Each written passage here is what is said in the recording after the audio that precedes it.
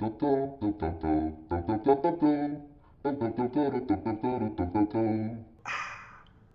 right, so we've got the rows sewn. Now we just got to sew them together into a quilt. Now the easiest way here is just to sew the first two rows together, then tack on the third, then tack on the fourth, then tack on the fifth, yada yada, right? I have a tendency to do it in chunks because I find it a bit easier. So I'll sew the first three together as a chunk, then I'll sew the second four together as a chunk, and then sew those two chunks together. That's what you'll see me do. You can do this any way you like. Okay, here we are sewing the first two rows together. So let's see, there's the top row, which is the one that's going to have the solid block on the end, the pieced block on the end. And then here is the second row, which has the solid block on the end. So put these face to face. Let's get them lined up. So this is where it gets a little dicey because you've got quite a bit of fabric to deal with. I'm letting this just fall down into my lap. Do it works for you. Okay, now that I've got this up on the table, I can seam lock it.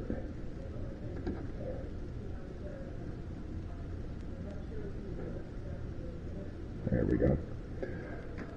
I'm going to stick a pin in that, just so it doesn't slip on me.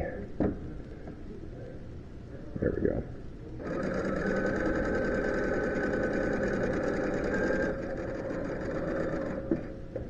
Pull that out at the last minute. There we go, on to the next one. Like I said, towards the end of this process, you end up having a lot of fabric to kind of horse around. There we go. Okay, that one is seam locked.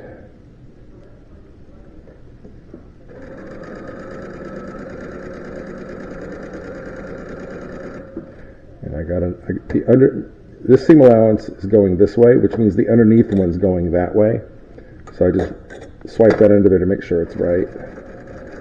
Pull that out at the last minute.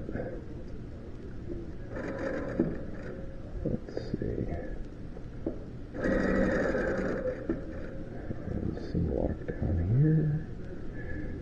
Sorry if my hands are blocking part of what I'm doing here. This is a real struggle. A lot of people who do sewing demos online actually have the sewing machine camera on the other side of the sewing table. But that's not the view that you're going to see when you do it. And so I started this process off thinking, I got to find a way to let you see what you're going to see. And as you can still see, I am still playing around with that. Now look, we've got these seam allowances going that way, so make sure that you tuck them under so that they go. It's not the end of the world if they get folded over. I mean, it really isn't. There we go, that's seam locked. But, for niceness sake, we try not to. Remember, that one's going to be going the other direction. There we go, so we're down to the end. And periodically check, your underneath seam allowances. Make sure they haven't gotten folded over on you.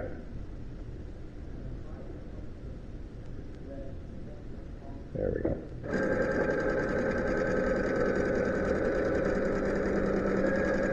There we go. So there's the first two sewn together.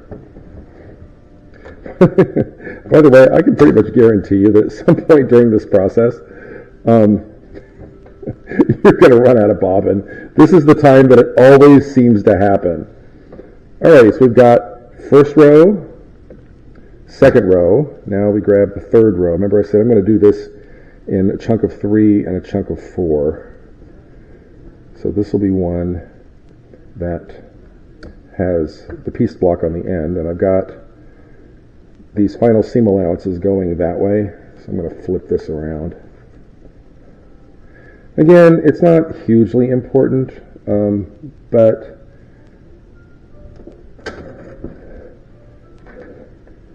Just nice for it to be consistent. So I've got this set of seam allowances running. Whoop, actually, you know what?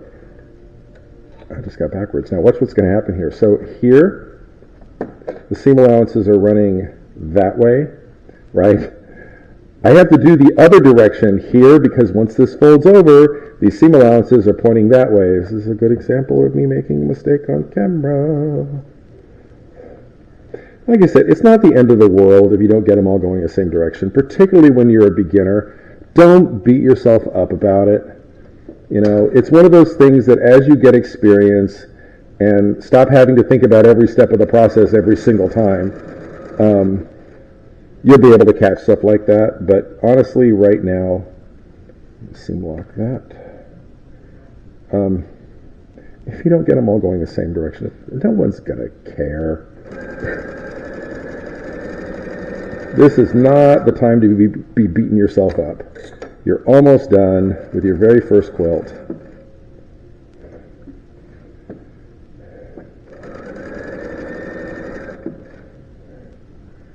So give yourself some slack. Got that seam locked. I don't do this when I'm seam locking on the fly with the blocks. I don't bother this pinning process. I just hold my fingers down. But because there's so much distance between seams, I prefer to stick a pin in it just to make sure that it doesn't move on me. There we go.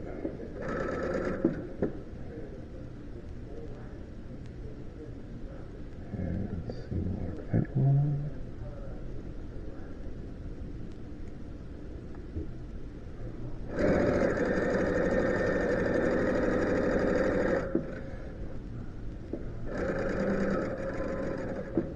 Swipe that under there. There we go. Almost to the end of this one. Which way am I seeing all this going? Okay, let's get the seam locked. There we go. Yeah, the important thing when you're a beginner and you're doing your first couple of quilts is just give yourself a lot of slack. There's things that you will eventually learn how to do without thinking about it after you get some experience. But right now, you know, you want to get it put together so you can say, hey, I made my first quilt. There we go. Okay, so first 3 rows are sewn together. Yay. So now I'm going to sew 2 rows together, 2 rows together, sew those 2 pairs together, and then we'll sew the whole chunk together, which is always a bit of an interesting struggle because it's a lot of fabric to be playing with. All right, now we're going to sew these 2 chunks together. Let's see.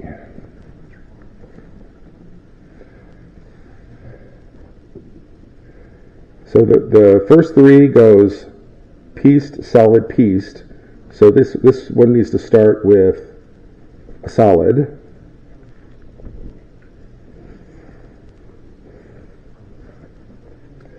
Which will be this one. So this will be the edge that we attach to the 3-row chunk.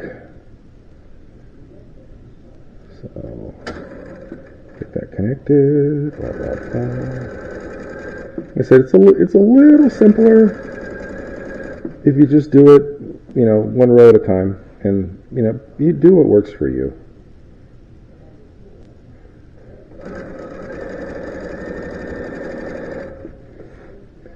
Sometimes these quilts, you've got so much going on that the best thing you can do is whatever the simplest thing to do is, just so you don't get lost.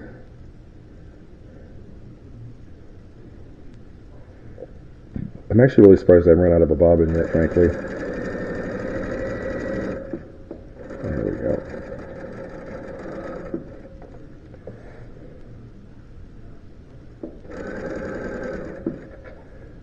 Okay, let's seam lock down here. Come on, fall in. There we go.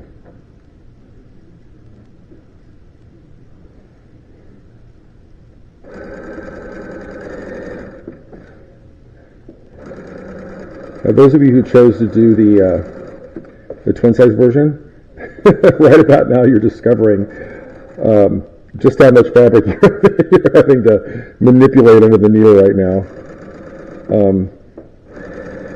My next project is a king size wedding quilt for one of my nephews and his fiance, and I dread this last step because you've got something like 8 yards of fabric under the needle all at once.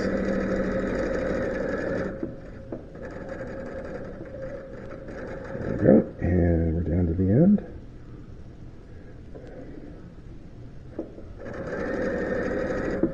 Tuck that under.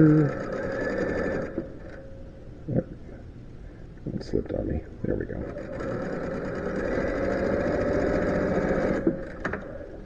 Alrighty, so now we've got the set of 3 and the set of 4. We'll sew those together. This is the last seam for this quilt until we put the binding on when it comes back from the long armor. Alrighty, so pieced, solid, right? Here's the set of 3 that we did.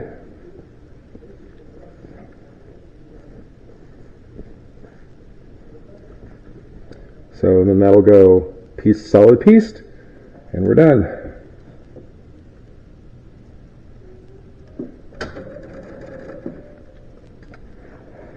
At this point of the process, you've got an awful lot of fabric on the table and in your lap, and honestly, you know, figure out what works for you to try to corral this so it doesn't get away from you. I end up piling some of it in my lap, some of it on the table. With the really big ones, I'll actually grab a giant paper chip clip, fold over the one side, clip it with a paper chip clip, just so that it's a little easier to deal with. That's the challenge when you get to this step of the process. It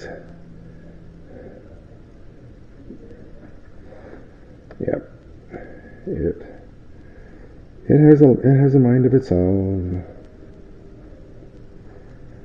There we go. The trick is just making sure that every time you sew, everything's going under the needle completely straight towards the presser foot.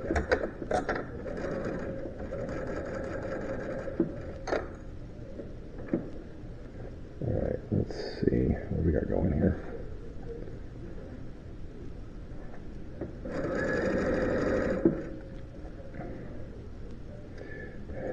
The good news is you only have to do this pretty much once for a quilt where you've got the entire thing under the needle. So this is a bit of a struggle, but it's a one-time thing. So, and honestly, this step right here is why I suggested you beginners do this size and not the twin, because if it was the twin, you'd have 2 more rows and 2 more columns to deal with right now and probably be yelling at me. Okay, seam lock, pop, there it goes.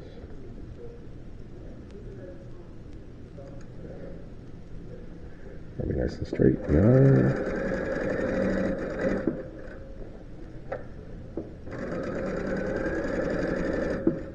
Get that seam allowance is folded the right way. We're almost done. All right. The other thing you're welcome to do, you know, if you're more comfortable not only seam locking with the pins, but actually pinning these rows together and not aligning it on the fly like I'm doing here, go ahead. Do what works for you, right? If you're more comfortable pinning these seams all the way down, go right ahead. The good thing about that is you don't have to worry about aligning things as you go because the pins keep everything nice and even. So if you're better off pinning the whole thing, pin the whole thing. One of the things we're going to talk about in season 2 is putting a border on a quilt, and I end up pinning the whole thing with borders because otherwise they come out wonky on me. Alrighty, okay, here we are at the ironing board for the last time, and we've got a lot of fabric to work with here. I'm just going to unfold this a little while my iron heats up. Yeah, look at this. So the corners are looking pretty good. Yep. These purples came out nice, didn't they? Yep, corners are looking pretty good. You know, if you get one that's further off than you're happy with, I think I had to do that once when we were learning this skill the first time. You just take out, you know, halfway on both sides of that corner, re-seam lock it and re-sew it. Let's see. Yeah, this is looking pretty good. All right, so we've got to iron these seam allowances the last time, and doesn't matter which way you do it whichever works. The other challenge at this point is these seams are really long. I'm going to do it the long way on my ironing board. You could also spin it around and do it this way in little steps, right? Totally up to you. You know, whatever the size of your ironing board and the length of your iron's cord will allow you to do whatever makes sense. Yeah, so we're going to do this. Okay, my iron's heated up. Okay, so I'm going to iron seam allowances that way just because I find it a little bit easier when I'm standing here. These last seam allowances, remember I taught you that thing where you give it a little tug before you hit it with the iron? This way, you're going to do it from the top. So grab one of the seam allowances here. Oh, look at that. See, I got that one folded over. Let me get in really close. See? Yeah, not the end of the world. Don't care, don't care, don't care. Like I said, you can just grab a little seam allowance here, or in this case, the whole fabric. There we go. Now we'll come down to here, give it a little tug, and then a little tug. Yeah, I'm notorious for getting seams to flip on me in this final construction process, and I have just embraced the fact that that's what my quilts do. All right, now let's scroll down to the next one. What am I caught on there? There we go. Okay, here we go. Do another one. Oh, look, I got this row. The seam allowances on the final blocks going the other direction. Yeah, because I wasn't paying attention. I was talking too much. Again, not the end of the world. No one's going to care. What happens on the back of your quilt stays between you and your long armor.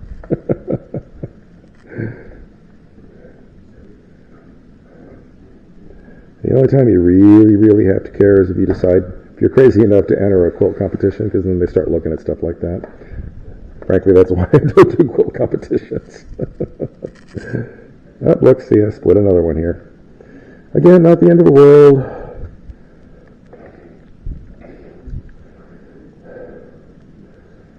What happens on the back of the quilt stays on the back of the quilt. A picky judge will notice stuff like that because there's telltale giveaways from the front that's happened. But I'm like, you know what? I'm not making this for a judge.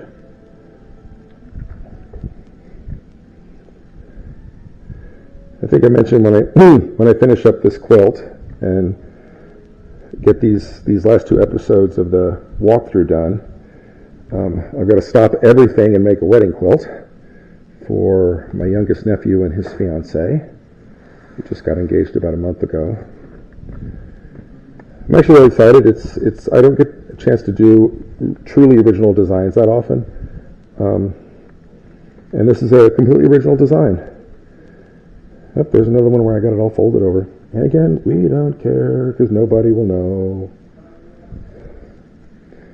What happens in Vegas stays in Vegas. What happens on the back of your quilt stays on the back of your quilt. There we go.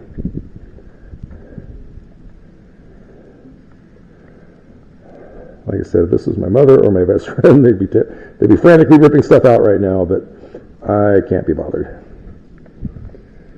Alrighty, now we got to flip it over and give it the steam. I'm going to go the same direction. There we go. Now, as we go here, I'm gonna give this a final steam as we work. Since it's already up here. Wow, these purples came out nice. You know me and purple.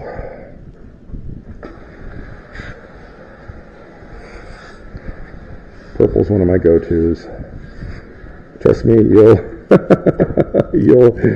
come up with your own go-tos. You'll find colors that you just can't get enough of. It'll happen.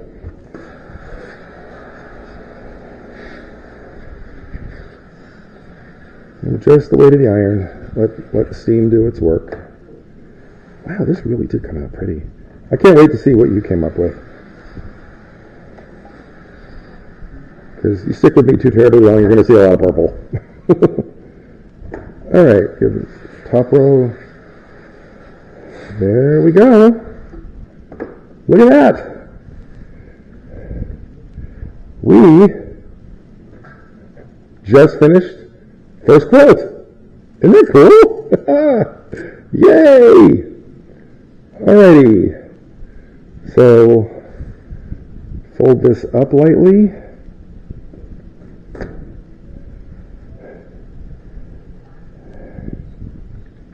I am so proud of you all for sticking with me through this process and learning how to do this. It's always exciting when you finish your first quilt.